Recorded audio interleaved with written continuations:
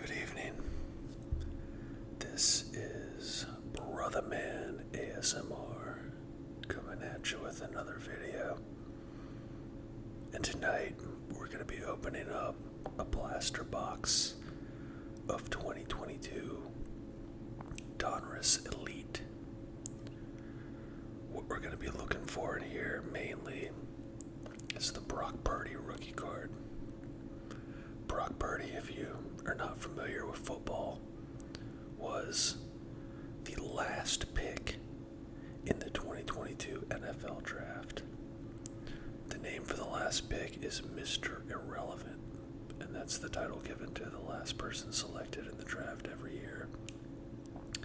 Pretty big deal because Brock Purdy has developed in his 2-year career so far into one of the best quarterbacks in the NFL. And is the first Mr. Irrelevant to really make something of their career and make a noticeable impact on the league. So we're going to be looking for Brock Purdy rookie cards, quarterback for the 49ers. Some other rookie cards we'll probably be looking for in here, not quite as valuable, but still worth collecting, will be Sam Howell, quarterback for the Redskins.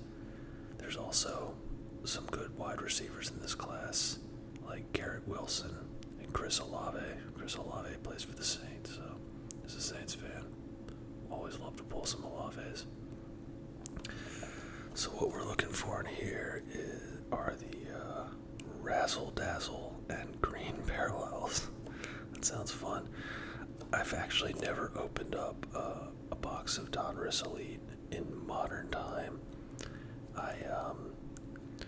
You're gonna hear me referencing the collecting cards in the 90s as I make these videos because that's actually the last time I collected football cards. Me and my brother, when we were kids, collected football cards for several years back in the junk wax era in the early to mid 90s. And then, as we got older, we got out of it, right? And I got back into it when I started watching ASMR Sports back in, I think 2018 was when he started posting. And, and during the pandemic, I started buying football cards when I'd come home for Christmas, so that me and my brothers could all open them up together. And, believe it or not, my younger brother, Mikey, he's started a sports card trading company with one of my good friends, Stuart. So he's gotten really into the hobby. I haven't really gotten back into collecting for myself as much as I like to open up cards for the nostalgic effect that it has on me. But with that said, the reason I bring up the 90s is Donruss Elite was one of the first premium short print card companies to come out. I'm definitely not an expert on the matter, but I do know that SP, short print SP Authentic, was the first football card company in 1993 to come out with cards that were short print cards, meaning they were harder to get. They weren't guaranteed in every box, so they were more valuable. And then after 93, as 94, 95, 96 rolled along, other companies started copying, and they started making premium brands. So SP Authentic was a premium brand of Upper Deck, and Donruss, who had been producing baseball cards for the longest time, baseball cards in the 80s and in the 90s, Donruss started producing football cards in the mid-90s. I think it's the mid-90s. Feel free to correct me if I'm wrong. But around, I'd have to say 95, 96, they came out with the Donruss Elite brand. And that was the premium brand of Donruss, right? So yeah, that's what we're going to be opening. We're going to be doing the 2022 version. Got some ice water, and we're going to be chewing on some icebreakers.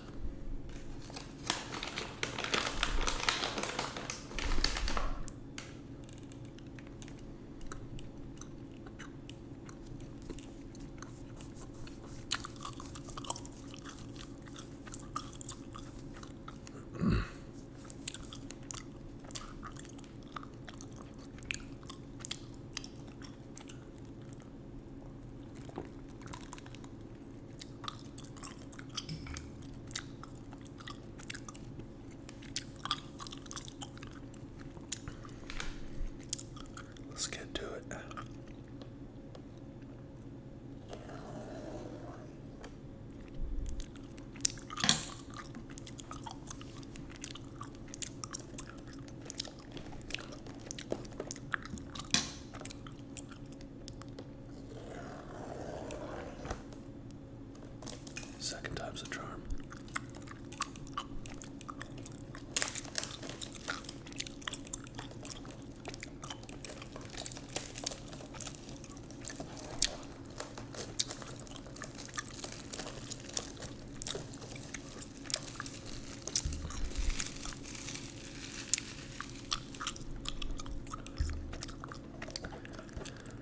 Let's see if there's anything special in the back. Alright, so we're going to be looking for, like it says on the front, the green razzle dazzles, aspiration, shimmer, status explosion, all the way down to, it doesn't say the odds on it, it just says what to look for, so yeah. Anyway. Oh, cool, there's jersey cards. That'll be fun.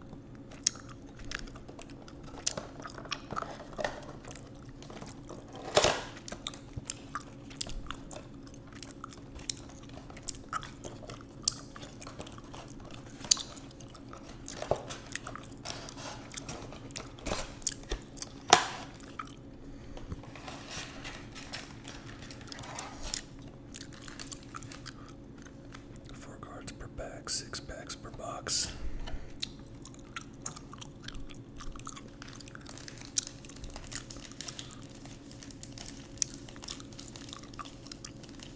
Aaron Rodgers is the cover athlete.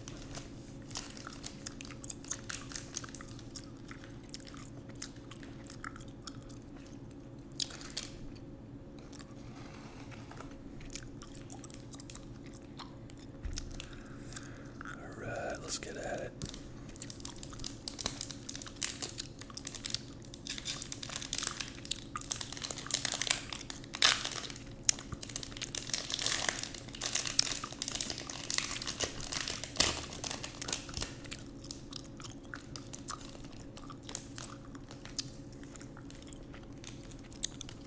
These packs.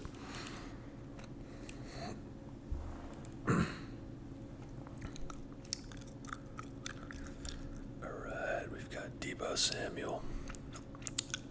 Scored a couple of touchdowns in the Friday game. Well, Thursday night game, that's when they played.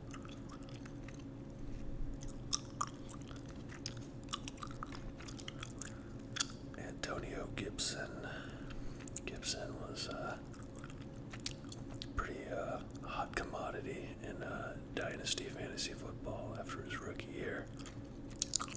He ran for over 1,000 yards and hasn't really been the same player since, but pretty good receiver out of the backfield.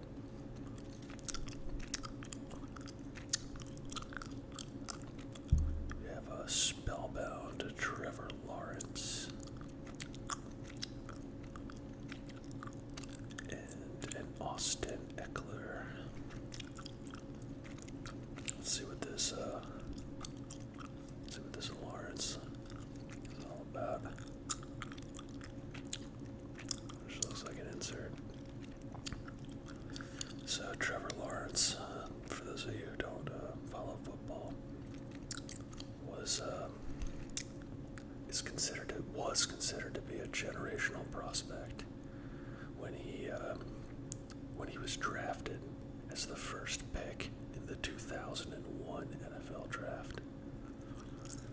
And great college career at Clemson. Those of us that followed the draft knew that he was going to be the number one pick for several years. And I'd say out of, if you were to compare him to other prospects from past classes, there's not a whole lot of names that had the same amount of hype as Trevor Lawrence. Andrew Luck comes to mind in 2012. John Elway, obviously, in 1983. Peyton Manning and Ryan Leaf in the 98 draft had a ton of hype. Considered generational prospects. But Lawrence is high expectations. Now, he has played well. Jacksonville's, I think, first in the AFC South.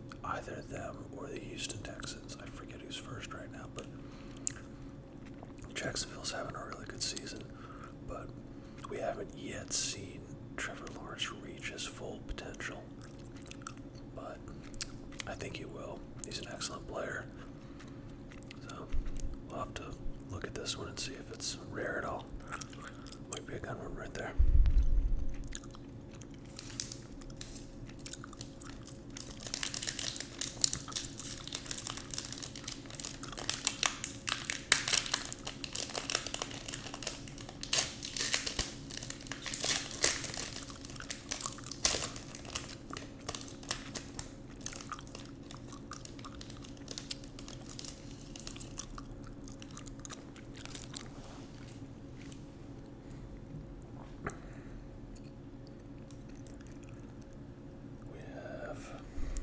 Javonte Williams, second round pick by the Denver Broncos a couple years back. Was a promising running back, and then he blew out his knee last year. Came back this year. He's playing reasonably well, but I'm not sure if he's ever going to really fulfill that potential.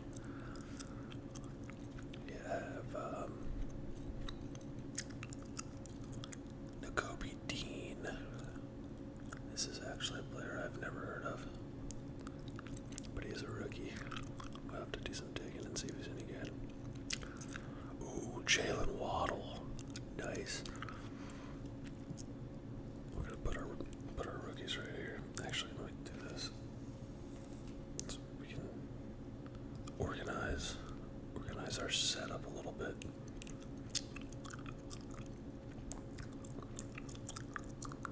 Put our comments here. Put the ones we really like to the left.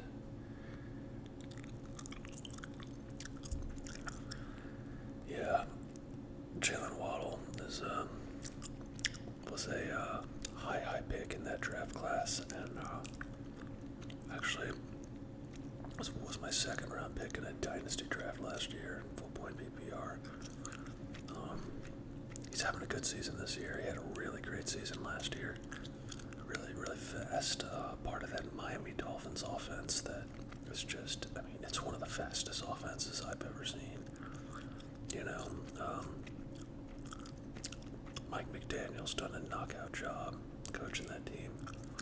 And you pair up a guy like Jalen Waddle with Tyreek Hill.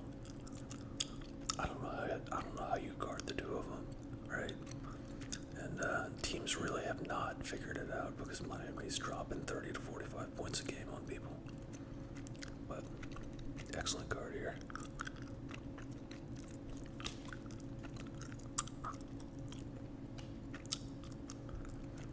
Got Michael Carter, running back for the Jets. He's actually was released by the Jets a couple of weeks ago, and he just got signed by the Arizona Cardinals. And a kid reporter.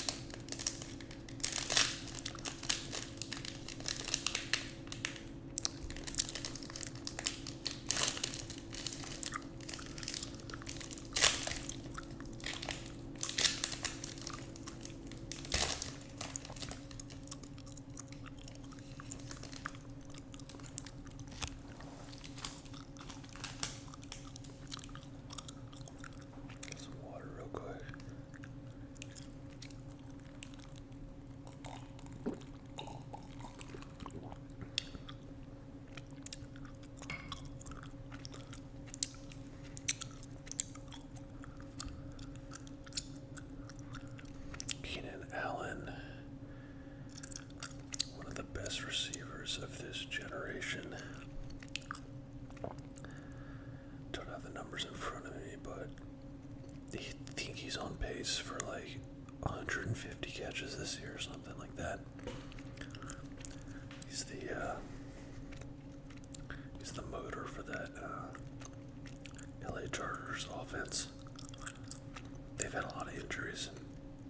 Mike Williams got knocked out for the season, and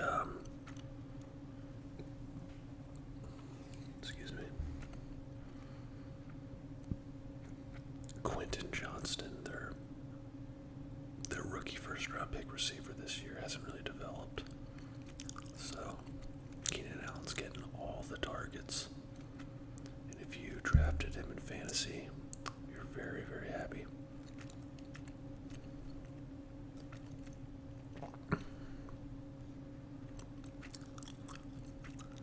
Got another Jalen Waddle.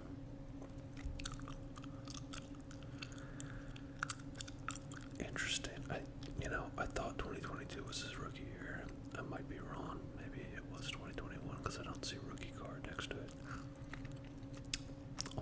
Almost positive 2022 was his rookie year, but oh cool, we got it numbered.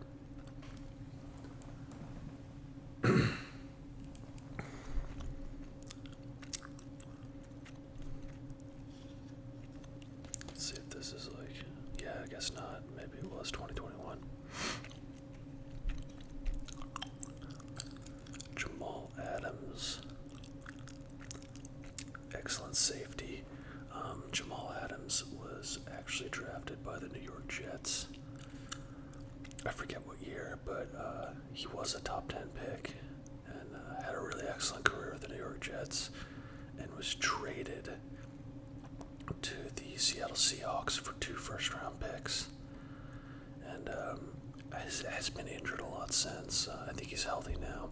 Seattle's secondary has gotten a lot better in the second half of this season. They were getting torched for the first 6 weeks, but they've turned into a kind of a shutdown secondary. I think a lot of it has to do with Akari Witherspoon coming back, and then also Jamal Adams coming back.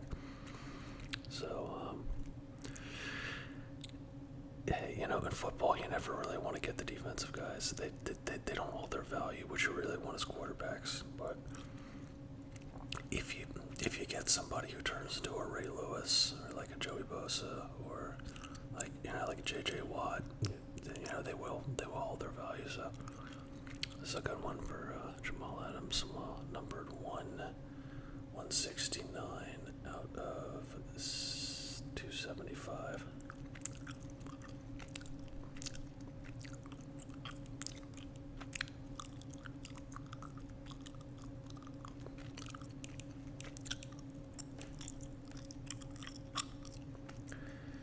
And then we got Mark Andrews. Poor Mark Andrews. Had a season-ending ankle injury last week. He's one of the best tight ends in the NFL. And the Ravens are having a hell of a year. It's a shame that Mark's not going to be able to go down on the playoff run or join them for the playoff run because they really have a good team this year.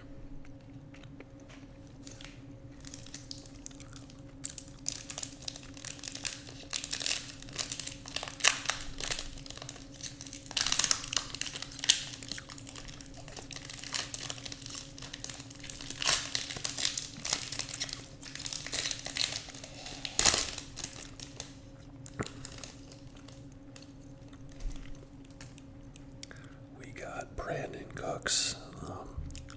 Cooks is a fascinating player. He is the first player. I'm trying to think of the stat, but it's an interesting stat. He's been traded. He was traded from he was actually drafted by the Saints, the New Orleans Saints, and a couple of years later he was traded to the New England Patriots for a first-round pick. Then he was traded to the Texans for a first-round pick. And last season he was traded to the Cowboys.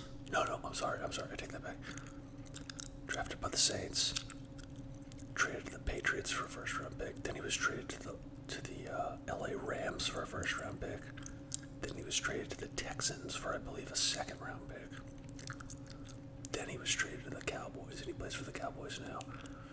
I think he's the first player to be traded that many times without being released, something like that. Interesting stat, though. He's an excellent player. Had several thousand-yard seasons. Was really good with the Saints in Drew Brees' final years.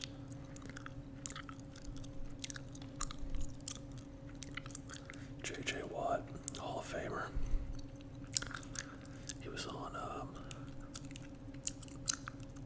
the Pat McAfee podcast earlier this week, saying that he's considering a return this season to the Houston Texans. Houston Texans have been playing real well, and they're in the midst of a potential playoff run. JJ's considering coming back. I'm all for it. JJ Watt's awesome. It'd be cool to see him play again.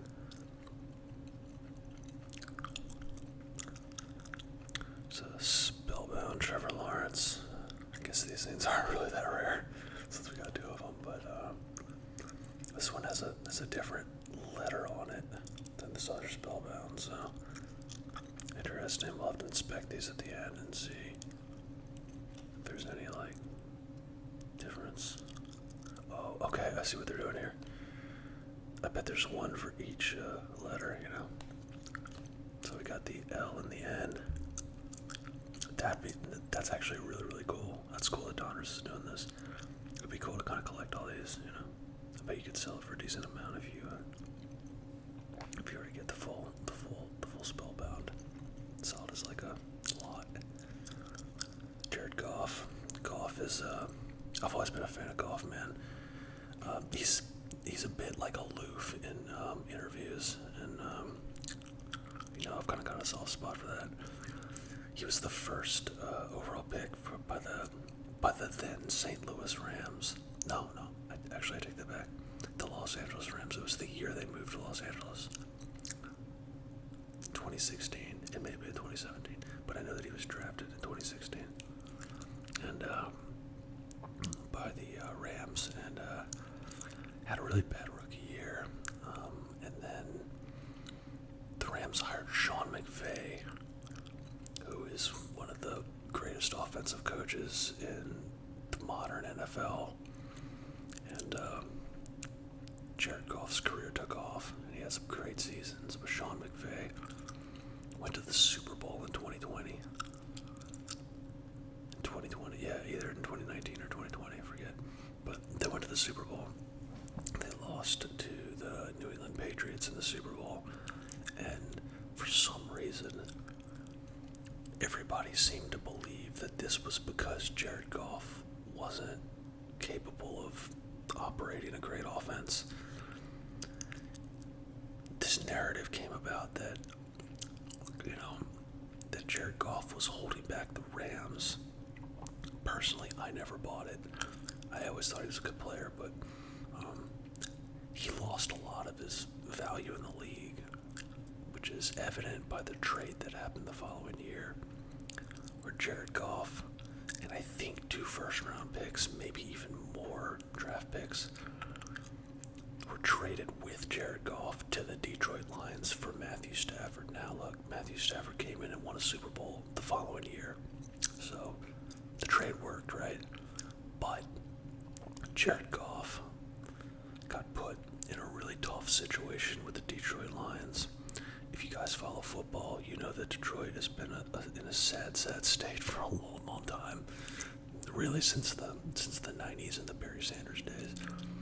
And they are leading the NFC North right now. Jared Goff's having an excellent season, had an excellent year last year, and has really proven that he's one of the I wouldn't say great or like elite, but he's definitely one of the more solid starting quarterbacks in the NFL. And I think that they're going to sign him to a contract extension, or at least they should.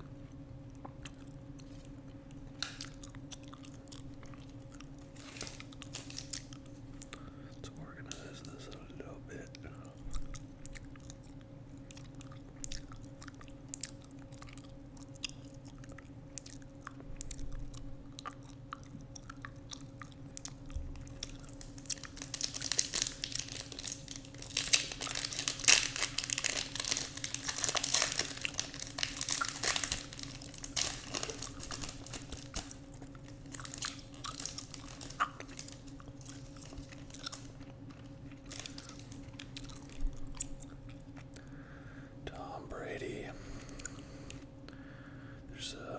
Tom Brady was another quarterback that was picked late in his draft.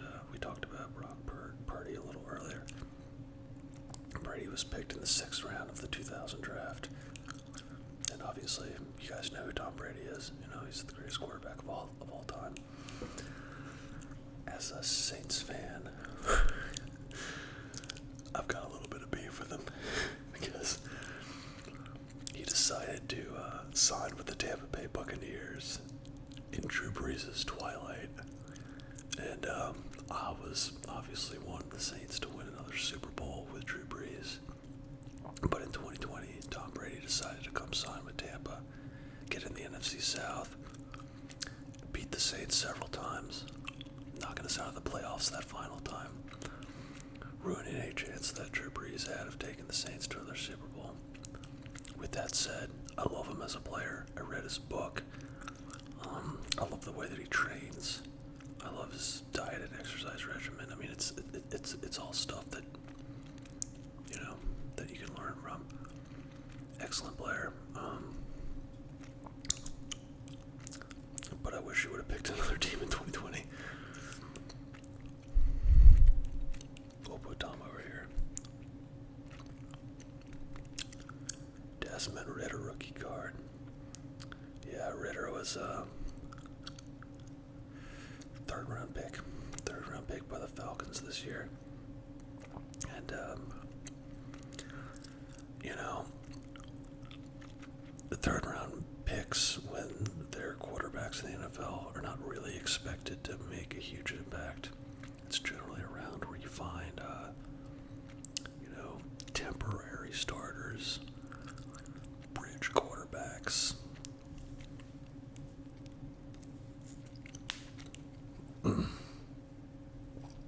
Temporary starters, bridge quarterbacks, or backups, Ridder is on I think the Falcons have a very talented offense.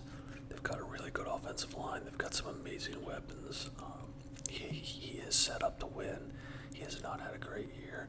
They benched him for Taylor Heineke earlier in the season, and tomorrow, when the Falcons play the Saints, he's actually going to start. They're giving him another shot at starting, so let's hope the Saints can take him down. But it's a rookie worth holding on to because any quarterbacks that you pull that are rookies are generally worth holding on to.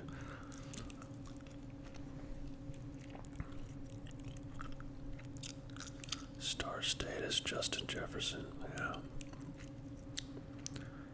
Well, arguably the best receiver in the NFL, right? Played with Joe Burrow at LSU, and then went on to become one of the best receivers in the NFL. He was injured this year and hasn't played for quite some time, but when he's healthy, can't really name anybody better at wide receiver. And Leonard Davis of the Colts. Alright, last pack. Let's hope for the best.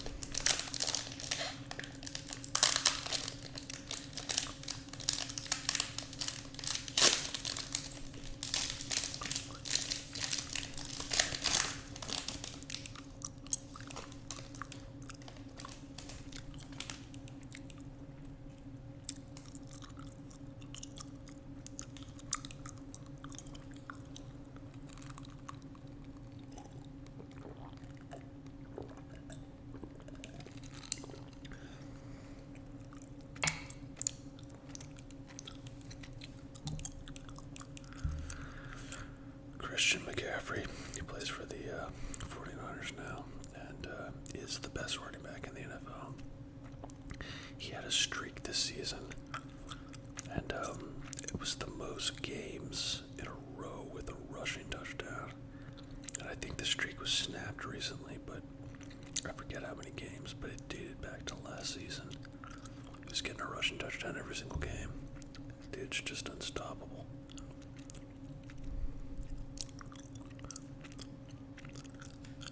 Judy.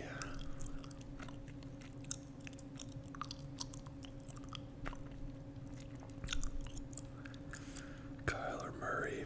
Kyler just came back from an injury.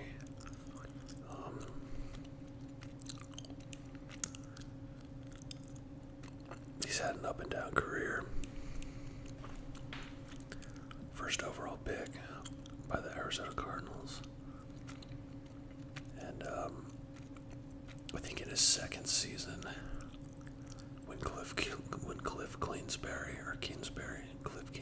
was their head coach, they started off like 8-2, 6-2. They had a really hot start to the season, and we kind of thought that they were going to become a perennial playoff contender. Then the bottom fell out. They never had a good defense, and people figured out their spread offense. Then last season, Kyler Murray tore his ACL. This offseason, he was injured all offseason, and the Cardinals were setting out to tank, obviously, because they didn't sign a decent quarterback to come in and play while Kyler Murray was injured. And then they kept Kyler Murray out probably like 5 or 6 weeks longer than they needed to, just to be sure. My theory is that they were trying to tank and lose games to get a higher pick, because they knew that they didn't really have a team that was going to take them all the way this year. I'm not a fan of tanking, but we can get into that some other time. I don't think it's the way to play, but they traded for a quarterback right before the start of the season named Josh Dobbs, like literally the day before the start of the season, and made Josh Dobbs their starter, probably in an effort to take. And then Josh Dobbs came in and played really well and won a couple of games with them before being traded to the Vikings. And now Kyler's come back, and they won last week, so he looks like he's back at it. And actually looks like Arizona probably won't have the top overall pick. They're gonna have a high pick, but we'll see if they draft a quarterback next year or if they stick with Kyler Murray.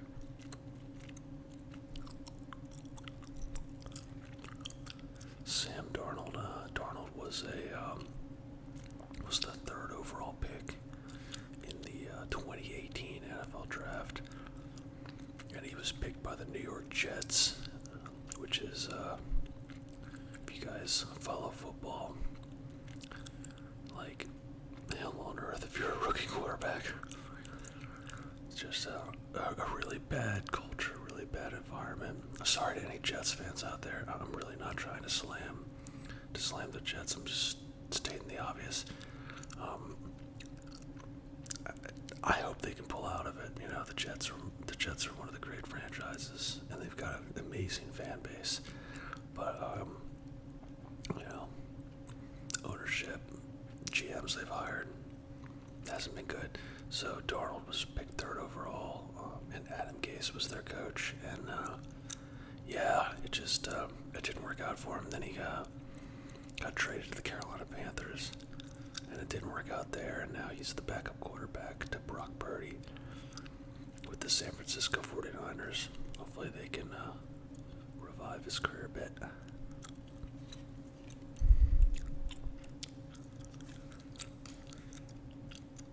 So, not the best pack from a value standpoint, but it's still a pretty fun break.